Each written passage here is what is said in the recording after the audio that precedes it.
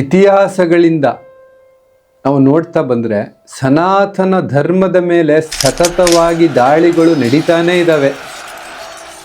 ಆದರೆ ಸತ್ಯ ಸನಾತನ ಪ್ರಜ್ವಲ ಜ್ಯೋತಿಯಾಗಿ ಸತತವಾಗಿ ಬೆಳಗ್ತಾನೆ ಇದೆ. ಸನಾತನದ ಮೇಲೆ ನಡೆಯುವಂತಹ ದಾಳಿಗಳು ಕಡಿಮೆ ಆಗಿಲ್ಲ, ಜಾಸ್ತಿ ಆಗ್ತಾ ಇದ್ದಾವೆ.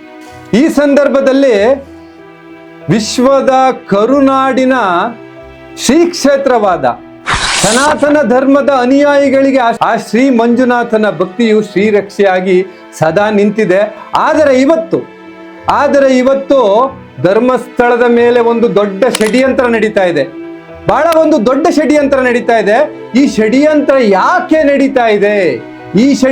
ಯಾಕೆ ನಡೀತಾ ಇದೆ ಅನ್ನೋದನ್ನ ಅರ್ಥ ಮಾಡ್ಕೊಳೋಕ್ಕೋಸ್ಕರ ಇವತ್ತು ಸಂತೋಷ್ ಕೆಂಚಾಂಬ ಅವ್ರ ಜೊತೆ ನಾವು ಮಾತಾಡ್ತಾ ಇದ್ದೀವಿ. ನಮಸ್ಕಾರ ಎಲ್ಲರಿಗೂ ನಮಸ್ಕಾರ. ಸಂತೋಷ್ ಅಣ್ಣ, ಯಾಕೆ ಧರ್ಮಸ್ಥಳದ ಮೇಲೆ ಇಂಥದ್ದೊಂದು ಆಪಾದನೆ ಬರ್ತಾ ಇದೆ? ಈಗ ಯಾಕೆ ಧರ್ಮಸ್ಥಳ ನೋಡಿ,